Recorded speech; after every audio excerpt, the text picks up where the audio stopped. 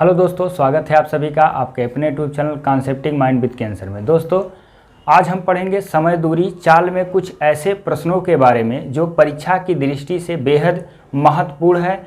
और ये इसलिए महत्वपूर्ण है क्योंकि इससे रिलेटेड प्रश्न अक्सर पूछे गए हैं और इसमें बच्चे अक्सर करके गलतियां भी कर देते हैं। तो हम कुछ उसी टाइप के आज प्रश्न पढ़ेंगे। और इसके पहले आप देखे होंगे हमने समय दूरी चाल में सापेक्षिक चाल या उससे बेसिक कॉन्सेप्ट पर आधारित कई सारे प्रश्न देर या पहले से रिलेटेड बहुत सारे प्रश्न पढ़ाएं। या इसके पहले वीडियो में हमने आप देखे होंगे कि कैसे विविध प्रश्नवाली कुछ आते हैं, उसको कैसे प्रश्नों को सॉल्व करते हैं, कुछ इंपॉर्टेंट प्रश्न आपको कराए होंगे। आज भी हम कुछ उसी तरह के कुछ महत्वपूर्ण प्रश्न लेके पुनः उपस्थित हुए हैं। देखिएगा, इससे रिलेटेड कुछ हम प्रश्न आपको पढ़ाते हैं, यानी समय दूरी चाल से रिलेटेड कुछ महत्वपूर्ण प्रश्न पढ़ाते हैं। आइए देखते हैं। देखिएगा, प्रश्न क्या है कि एक आदमी 10 किलोमीटर प्रति घंटे की चाल से एक निश्चित दूरी तय करता है। लिख रहा है कि यदि वह प्रत्येक किलोमीटर की दूरी पर या प्रत्येक किलोमीटर पर 4 मिनट आराम करता है। समझ में आ रहा है? प्रत्येक किलोमीटर पर 4 मिनट आराम करता है तो 10 किलोमीटर की यात्रा तय करने में कितना समय लेगा। क्लियर हुआ? 10 किलोमीटर की यात्रा तय करने में कितना समय लेगा। बात समझ में आ रहा है? देखिएगा, बच्चे कहाँ गलती करते हैं। तुरंत यहाँ पर सीधे लिख रहा है 10 किलोमीटर यात्रा करना है, प्रत्येक किलोमीटर पर एक 4 मिनट रुक रहा है। तो सीधे करेंगे 10 किलोमीटर तो 10 चौक के 40 करेंगे और 10 किलोमीटर प्रति घंटे की चाल से चल रहा है। 10 किलोमीटर की दूरी को तय करेगा तो वो 1 घंटा लगाएगा, 40 मिनट इधर। तुरंत आप लिख देंगे क्या, 1 घंटा यानी 60 मिनट और 40 मिनट इधर, 100 मिनट लगेगा। तुरंत आप आंसर लगा देंगे, ऑप्शन में दिया रहेगा। बाद में कहेंगे ये कैसे गलत हो गया। देखिए, गलत कहाँ होता है, यही चीज़ें हम आपको समझाने की कोशिश करेंगे। और इसी तरह के आज आपको प्रश्न हम पढ़ाएंगे कि कैसे प्रश्न आते हैं। तो थोड़ा सा देखिए, लग रहा है एकदम आसान है। इस ऐसे तरह के प्रश्नों में बच्चे अक्सर करके गलतियाँ करते हैं। कई बार हम देखे हैं कि इस तरह के प्रश्न जब भी आते हैं बच्चे जल्दीबाजी में तुरंत गलती कर देते हैं। तो वो चीज़ों को आप हमेशा ध्यान में रखना है कि ऐसे प्रश्न आए तो आपको ध्यान देना है और हमेशा प्रश्न को पूरा पढ़िए, ध्यान से पढ़िए, गलत नहीं होगा। तो देखिएगा, यह प्रश्न कैसे आप इसको सॉल्व करेंगे। सबसे पहले आप निकालते हैं समय। तो आपको पता है कि समय बराबर होता है दूरी बटा चाल। तो पहले उसको 10 की स्पीड से 10 किलोमीटर चला दो। तो 10 बटे क्या हो गया 10, कितना आया 1 घंटा। तो उसको लगेगा 1 घंटा और 1 घंटा का मतलब होता है 60 मिनट। ये हो गया। देखिए, चीज़ों को आप समझिए, गलत नहीं होगा। आप थोड़ा सा देखिएगा, जैसे 1 किलोमीटर पे वो रुक रहा है, 1 किलोमीटर पे रुक रहा है, ऐसे चलता जाएगा। देखो, यहाँ रुकेगा 4 मिनट। यहाँ से शुरुआत, ये उसकी प्रारंभिक बिंदु है। तो यहाँ तो ऑलरेडी ही रुका था, ये प्रारंभिक बिंदु, यहाँ से शुरू किया, यहाँ पर आएगा 4 मिनट रुकेगा। देखिएगा, फिर यहाँ आया 4 मिनट, फिर 4, फिर 4, फिर 4। देखिएगा, 1 किलोमीटर 2, 1, 2, ये लिख लीजिए 1, 2, 3, 4, 5।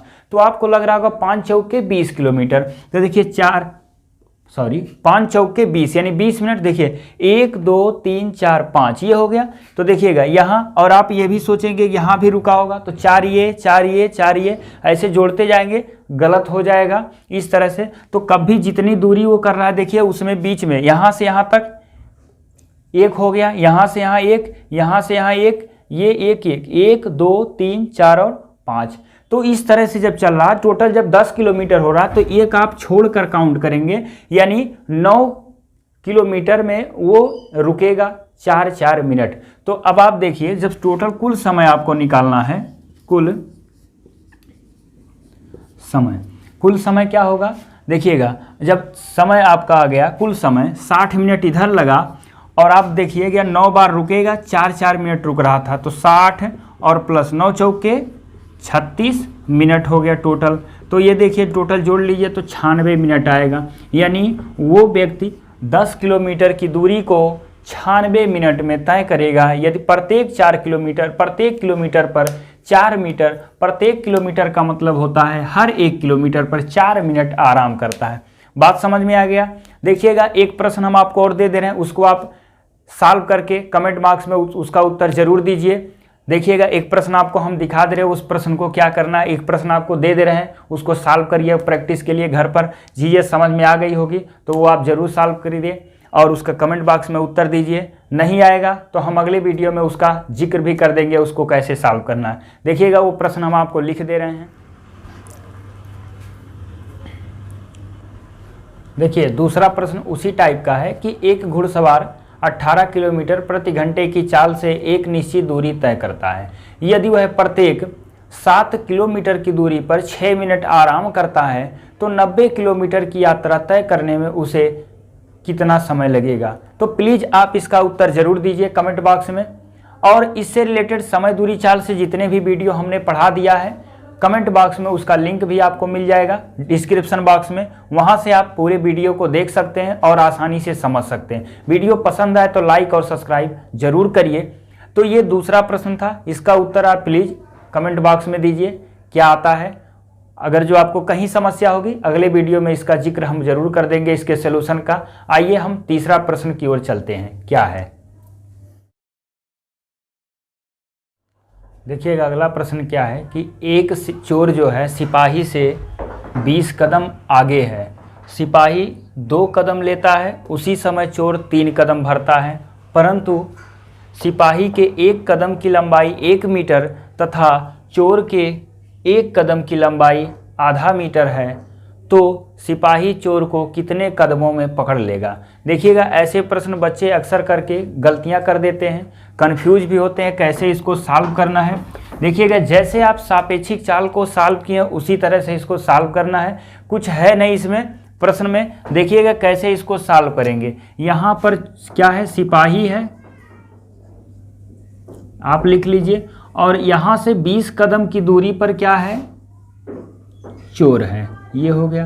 देखिए जब सिपाही कह रहा है कि 2 कदम लेता है तो उसी समय चोर 3 कदम भरता है, तो देखिएगा सिपाही के कदम की जो 1 कदम की लंबाई है 2 मीटर, तो जब वो 2 कदम चलेगा तो आप समझिए कि 2 कदम सिपाही चलता है तो इसका मतलब 2 मीटर चलेगा, और चोर 3 कदम चलता है तो वो कितना मीटर चलेगा। इससे कम होना चाहिए, तो क्या हो जाएगा 3/2 मीटर, क्योंकि 1 कदम की लंबाई कितनी है, देखिएगा 1/2 मीटर, तो 3 कदम की लंबाई 3/2 मीटर। क्लियर हुआ। देखिएगा अब ये 2 मीटर चलेगा तो ये 3 मीटर, कितने दूरी है दोनों एक दूसरे के, कितनी गैपिंग है 20 कदम की। क्या करेंगे, आपको याद होगा कि जब समय निकालते तो यहाँ पकड़ने में समय तो है नहीं, कदम की बात कर रहा है, कितने कदम चलकर वो पकड़ लेगा। तो आपको ये याद होना चाहिए कि अब आपको जब सापेक्षिक चाल निकालते थे तो देखिए समय बराबर क्या होता है, दूरी बटा चाल। दूरी का मतलब यहाँ क्या हो जाएगा 20 कदम, ये लिखिए 20 कदम हो गया, बटे इनके जो दूरी का डिफरेंस होगा। देखिए 2 मीटर चल रहा तो ये क्या चल रहा है 3/2 मीटर, दोनों की दिशा क्या है, एक ही है, तो क्या करेंगे 2 - 3/2 कर लीजिए। अब ये उसको ऊपर चला जाएगा, साल्व इसको कर सकते हैं। देखिए 2 दूना 4, 4 में से 3 गया, कितना बचेगा 1, तो हो जाएगा 20/1 बटा कितना हो गया 2, 2 चला जाएगा ऊपर। इसका मतलब हो गया कि 40 कदम चलकर कौन, सिपाही चोर को पकड़ लेगा। ये आपका आंसर आ जाएगा।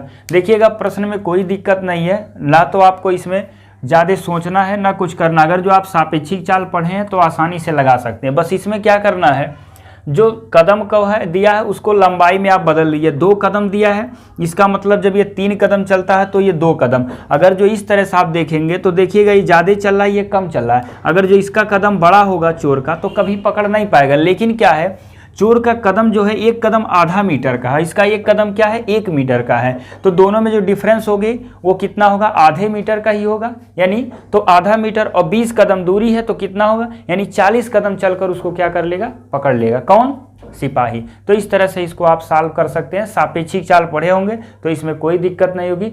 अब देखते हैं, आइए अगला प्रश्न क्या है। देखिएगा प्रश्न क्या है कि एक व्यक्ति एक निश्चित दूरी पैदल तय करता है और साइकिल से पुनः प्रारंभिक स्थान पर वापस लौट आता है, तो उसे 6 घंटे का समय लेता है। यानी वह 6 घंटे का समय लेता है, इस तरह होना चाहिए, तो वह 6 घंटे का समय लेता है। यदि वह पैदल ही दोनों ओर की यात्रा करता है तो 10 घंटे का समय लेता है। तो यह पूछ रहा कि यदि दोनों तरफ साइकिल से यात्रा करे तो उसे कितना समय लगेगा। मतलब एक व्यक्ति है, देखिएगा, एक निश्चित दूरी तय करता है। प्रश्न को समझिएगा, ये व्यक्ति है, सपोज करिए ये पैदल चलता गया, लेकिन जब लौटा तो किससे आया? साइकिल से चला आया। अब ये समझिए, किससे आया? साइकिल से आया। तो साइकिल से आया और पैदल गया और साइकिल से आया, तो उसे कितना घंटा लगा? 6 घंटा। यानी एक तरफ पैदल और एक तरफ साइकिल, कितना हुआ? 6 घंटा। देखिए प्रश्न समझिएगा, बहुत ही आसान है। एक तरफ पैदल गया है और एक तरफ साइकिल आए तो 6 घंटा लगा। और ये कह रहा है ये दोनों तरफ पैदल आए और जाए, मतलब इधर भी चला जाए पैदल और इधर भी चला आए, मतलब दोनों तरफ वो पैदल ही यात्रा कर रहा है। इधर भी पैदल आ रहा है, पैदल जा रहा है, तो उसे कितने घंटे का समय लगा? 10 घंटे का समय लगा। क्लियर हुआ? यहाँ एक बार पैदल है और एक बार साइकिल है, और पूछ रहा कि दोनों तरफ की यात्रा साइकिल से तय करे तो उसे कितना समय लगेगा। देखिए प्रश्न एकदम साफ पता चल रहा है कि कैसे लगाना है, कंफ्यूज नहीं होना। ऐसे प्रश्न को बिना पेन उठाए भी आप सॉल्व कर सकते हैं। देखिए अगर जो एक तरफ पैदल चल रहा है और एक तरफ साइकिल से, आप इसमें 2 का गुणा कर दो, तो इसका मतलब हुआ 2 बार पैदल 2 बार साइकिल, तो क्या हो जाएगा? 12 घंटा। और 2 बार पैदल दिया है 10 घंटा, घटा दीजिए 12 से 10 तो 2 घंटा। इसका मतलब दोनों तरफ साइकिल की जो वैल्यू होगी वो 2 घंटा लगेगा। देखिए एकदम साफ पता चल रहा है, बस प्रश्न को आप केवल समझना है। सेंटेंस समझिए, तुरंत आप उत्तर दीजिए। पैदल तय करता है और साइकिल से पुनः वापस लौट आता है। तो एक बार गया एक बार आया, पैदल गया साइकिल से आया तो 6 घंटा लगा। इसमें आप जब 2 का गुणा कर दोगे तो आ जाएगा 12 घंटा। 12 का मतलब हुआ कि एक बार और पैदल गया, यानी 2 बार पैदल 2 बार साइकिल। क्लियर हो रहा है? जब ये कह रहा है कि एक बार पैदल और एक बार साइकिल तो 6 घंटा, 2 का गुणा करोगे, इसका मतलब जो 2 बार साइकिल से जाए और 2 बार पैदल आए तो कुल 12 घंटा लगा। और 2 बार वही दूरी, एक बार पैदल गया फिर पैदल आया तो 2 बार पैदल भी हो गया। 2 बार पैदल में कितना लग रहा है? 10 घंटा। तो 2 बार पैदल 2 बार साइकिल में 12 घंटा, तो 2 बार पैदल में 10 घंटा। इसका मतलब 2 बार साइकिल से केवल 2 घंटा लगेगा। यहाँ आप इसको आसानी से इसको क्या कर सकते हैं? सॉल्व कर सकते हैं। तो इसका मतलब उसे 2 घंटे का समय लगेगा अगर जो साइकिल से वो दोनों तरफ की यात्रा तय करता है। क्लियर हुआ? वैसे यहाँ समझ लीजिए, जब दोनों तरफ पैदल जाता है, एक तरफ पैदल गया एक बार जाने में समझो कितना लगा होगा उसको? 5 घंटे का समय। क्लियर हुआ? एक बार जाने में उसे 5 घंटे का समय लगा, तो इसका मतलब यहाँ तक इसको जाने में 5 घंटा लगा होगा और आने में कितना लगा? 1 घंटा। तो फिर जाने में फिर 1 घंटा लगा, तो भी आपका 2 घंटा आएगा। प्रश्न एकदम साफ पता चल रहा है। फिर आपको एक बार समझा रहे हैं। देखिए यदि वह पैदल दोनों तरफ की यात्रा करता है तो 10 घंटा लगता है। जब दूरी तो वही है, जितना गया उतना है, 10 घंटा लगा, इसका मतलब 5 गया तो 5 आया। क्लियर हुआ? तो जाने में 5 घंटा लगा, तो एक बार जाने में यहाँ 5 घंटा लगा। और देखिए साइकिल से आया तो 6 घंटा, यानी जाने में 5 घंटा, 5 घटा दोगे तो 1 घंटा बचा। इसका मतलब आने में साइकिल से 1 घंटा तो जाने में भी 1 घंटा, 2 घंटा। एकदम साफ पता चल रहा है कि उसका जो आंसर आएगा साइकिल से कितना टाइम लगेगा? 2 घंटा। एकदम इसमें सॉल्व करने की आवश्यकता नहीं है। कई बार इस तरह के प्रश्न पूछे गए हैं, अक्सर करके इसमें बच्चे कंफ्यूज होकर गलतियां कर देते हैं। तो ऐसे प्रश्न को सॉल्व नहीं करना होता है, तुरंत आप आंसर इसका दे सकते हैं। प्रश्न समझ में आ गया तो आइए अगला प्रश्न देखते हैं क्या है। देखिएगा अगला प्रश्न क्या है, काफ़ी ही इम्पोर्टेंट प्रश्न है। किसी शहर में टैक्सी कुछ नियत भाड़ा और अतिरिक्त भाड़ा प्रति किलोमीटर लेती है। प्रश्न समझ में आ रहा है? एक टैक्सी है, जैसे कुछ नियत भाड़ा रखा है और अतिरिक्त दूरी चलने पर कुछ भाड़ा उसका और है। देखिए नियत भाड़ा लिख रहा है कि 5 किलोमीटर या इससे कम दूरी के लिए है। जो उसका निश्चित भाड़ा रखा गया है, किराया रखा गया है, वो केवल 5 किलोमीटर के लिए कह रहा है यात्रा के लिए। और उसके बाद अगर जो आप उसके बाद 5 किलोमीटर के बाद अगर जो आप दूरी तय करते हैं तो उसका भाड़ा वो अलग लेगा। तो इसमें क्या कह रहा है कि ये 10 किलोमीटर की दूरी के लिए कितना दिया है? 350, और 25 किलोमीटर की दूरी के लिए क्या दिया है? 800। क्लियर हुआ? तो आपको बताना है कि 30 किलोमीटर की यात्रा में उसका भाड़ा क्या होगा। समझ में आ गया? देखिए मिनिमम दूरी 5 आप चलते हैं या 5 से अधिक कम चलते हैं, मतलब जो 5 मैक्सिमम 5 या 5 से कम चलते तो एक निश्चित भाड़ा है, लेकिन जब 5 से जैसे अधिक होगा, 1 किलोमीटर अधिक होगा तो उसका भाड़ा अधिक देना पड़ेगा या कम देना, उस तरह से इसमें तय किया गया है। देखिए यहाँ दिया है 10 किलोमीटर, आपको दिख रहा होगा 10 किलोमीटर की भाड़ा 350 है, तो इसमें 5 किलोमीटर जो आपका चला होगा ये 5 किलोमीटर और प्लस 5 किलोमीटर क्या है अतिरिक्त है, और ये सबका भाड़ा मिलाकर कितना है 350। क्लियर हुआ। 5 किलोमीटर जो है ये नियत भाड़ा है, इसका एक निश्चित भाड़ा लिया होगा, फिर 5 किलोमीटर चला उसका जोड़कर लिया आपका 350। देखिए फिर कह रहा है यहाँ पर कि 25 किलोमीटर चलने पर वो 800 रुपया ले रहा है। इसका मतलब 5 किलोमीटर यहाँ भी चला होगा और प्लस कितना 20 किलोमीटर यहाँ भी चला होगा, और ये आपको से कितना ले लिया 800 रुपया। क्लियर हुआ। यहाँ से 5 किलोमीटर यहाँ भी है, 5 किलोमीटर यहाँ, तो 5 किलोमीटर ये अतिरिक्त है, यहाँ कितना अतिरिक्त है 20 किलोमीटर। समझ में आ रहा सबको। देखिए ये प्रश्न में ये कह रहा है कि 5 किलोमीटर तक दूरी तय करेंगे तो एक भाड़ा निश्चित है, उसको आपको देना पड़ेगा, या उससे कम करेंगे तो भी, लेकिन जैसे 5 से अधिक होगा उसका भाड़ा कुछ और है, या तो कम होगा या तो ज़्यादा। अब यहाँ निकालने पर आप देखिएगा तो आपको ये बताना है कि 30 किलोमीटर की यात्रा अगर जो तय करता है कोई व्यक्ति तो उसको कितना रुपया देना पड़ेगा। देखिए 5 किलोमीटर यहाँ कॉमन है, 5 किलोमीटर यहाँ कॉमन है, कोई दिक्कत किसी को। यहाँ जो है 5, ये तो यहाँ की वैल्यू सब्ट्रैक्ट करेंगे खत्म हो जाएगा। ये 5 और 10 जो 20 जो दिया इनका अंतर होला 15, उस जो 15 किलोमीटर अतिरिक्त हो रहा इन्हीं का अंतर के बराबर होगा। तो देखिए इनका जो 15 किलोमीटर हो गया और 15 किलोमीटर का भाड़ा यहाँ से अंतर निकालेंगे, 800 से 350 घटाइए, देखिए 0 और ये हो जाएगा आपका 5, ये बचा 7 में से 3 गया 4, यानी 15 किलोमीटर की भाड़ा कितना हुआ 450। तो 1 किलोमीटर अतिरिक्त हो रहा, जैसे 1 किलोमीटर अतिरिक्त होगा उसका भाड़ा क्या होगा 15 तिया 45 यानी 30 रुपया। तो ये हो गया 1 किलोमीटर अतिरिक्त का भाड़ा, ये अतिरिक्त है तो अतिरिक्त का भाड़ा कितना हो रहा है 30 किलोमीटर। अब आपको समझ में आ गया होगा, पहले 5 किलोमीटर चला है, फिर प्लस 5 अतिरिक्त चला और इसका भाड़ा कितना लगा 350। तो यहाँ 5 किलोमीटर जो अतिरिक्त चल रहा है उसका भाड़ा है 30 रुपये। तो क्या करेंगे यहाँ देखिए 1 किलोमीटर का जब 30 रुपया अतिरिक्त में निकल कर आ रहा तो यहाँ क्या हो जाएगा 30 का गुणा कर दीजिए। तो जो 5 किलोमीटर नियत भाड़ा रखा है ये नियत भाड़ा है, सबको समझ में आ रहा है, नियत भाड़ा हो जाएगा। देखिए 350 माइनस 5 तिया 15 150, इसका मतलब हो गया 200 रुपये, ये हो गया। यानी जब 5 किलोमीटर या 5 किलोमीटर से कम आप चलेंगे तो आपको 200 रुपया देना पड़ेगा, और अगर जो मतलब ये 5 किलोमीटर की है, अगर जो 1 किलोमीटर यहीं निकालते हैं तो आप आ जाएगा 40 रुपया प्रति किलोमीटर। तो अगर जो 5 या 5 से कम चलते हैं तो आपको 1 किलोमीटर का 40 देना पड़ेगा, और जैसे देखिएगा आप ज़्यादा दूरी तय करेंगे तो आपको 30 ही देना पड़ेगा। जैसे अगर जो कहा जाए 6 किलोमीटर चलिए तो 5 का तो आपसे ले लेगा कितना 200 रुपया, और 1 का और ले लेगा कितना 30 रुपया, तो आपको 230 रुपया पेमेंट करना पड़ेगा 6 किलोमीटर का। 5 का 200 और 5 से अधिक होगा तो 30 के हिसाब से आपको देना पड़ेगा हर किलोमीटर का। तो देखिए 5 किलोमीटर की भाड़ा हो गई 200, तो 1 किलोमीटर की भाड़ा आप निकालेंगे तो क्या आ जाएगा 40 रुपये। क्लियर हो गया। अब देखिए अब आपको निकालना क्या है वो चीज़ें लाने देख रहे हैं। देखिए 30 किलोमीटर दिया है, 30 किलोमीटर यात्रा अगर जो आप तय करते हैं तो बताए 5 तो पहले चलेंगे ही चलेंगे और प्लस क्या चलेंगे 25 किलोमीटर। क्लियर हुआ।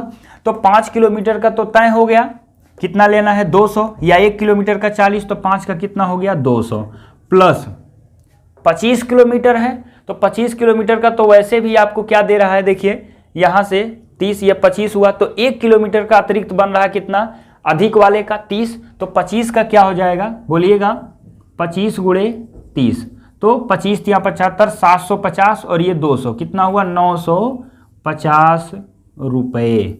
ये आपका आंसर हो गया। आप गलती से यह मत करिए कि ये 25 किलोमीटर है तो यहाँ आप रख दीजिए तुरंत आंसर, गलत हो जाएगा, क्योंकि यहाँ इस 30 में पहले 5 चलेगा तो उस पहले 5 का 200 रुपया और अगले 25 का और एक अगली जैसे अतिरिक्त हुआ, क्योंकि ये अतिरिक्त भाड़ा है और अतिरिक्त भाड़ा अतिरिक्त किलोमीटर का 30 रुपया है। तो 25 किलोमीटर चला अतिरिक्त, 5 से अतिरिक्त कितना चला 25, तो 25 गुणे 30 750 और 200 कितना हुआ 950 रुपये आपको 30 किलोमीटर की यात्रा पर देना पड़ेगा। प्रश्न देखिएगा बहुत ही आसान है, एक्स वाई करके लगाएंगे, टाइम लगेगा, इसको कुछ नहीं है। देखिए क्या करना, सबसे पहले जब यहाँ 5 किलोमीटर दिया है या उससे कम आपको एक निश्चित भाड़ा किया है और उससे अधिक आपको कुछ और देना है, तो जब 10 किलोमीटर चला 350 है, तो 10 किलोमीटर में पहला 5 तो आप अलग करिए, फिर 5 आप अलग करिए। देखिए 5 + 5 350 और फिर 25 में फिर 5 आप लिख लीजिए अलग, 20 लिख लिए। तो ये 5 भाड़ा तो दोनों का सेम होगा, वो तो हटेगा। इनमें डिफरेंस कितने का है 15 किलोमीटर, और 15 किलोमीटर का जो डिफरेंस बन रहा है वो 450, तो 1 किलोमीटर का 30 रुपया। तो ये आपका अतिरिक्त भाड़ा हो रहा है, अतिरिक्त किलोमीटर का। अब आप देखिए पहले वाले में आ जाइए, 10 किलोमीटर पे 5 और 5 अतिरिक्त चला, तो 1 किलोमीटर अतिरिक्त का 30 रुपया, तो 5 का 150, 150 350 से घटा देंगे 200, यानी इस 5 किलोमीटर नियत जो भाड़ा रखा गया वो 200 रुपया है। अब 1 किलोमीटर चलेंगे तो भी आपको 200, 2 किलोमीटर तो भी 200, 5 किलोमीटर तक 200 देना पड़ेगा। तो हिसाब से कह रहा 30 किलोमीटर की यात्रा तय करने में कितना रुपया आपको पेमेंट करना है। तो 30 में 5 पहले अलग कर लीजिए 25, तो 30 का आपको इस 5 में 200 हो गया, 25 एक ये अतिरिक्त चल रहा है, ये अतिरिक्त का भाड़ा कितना है 30 रुपया, तो गुणा कर दीजिए, आपका आंसर आ गया 950 रुपये टोटल 30 किलोमीटर की दूरी का ये भाड़ा है। तो इस तरह से और भी प्रश्न लेके अगले वीडियो में हम पुनः उपस्थित होंगे, तब तक आप इसको देखिए और समझिए। धन्यवाद।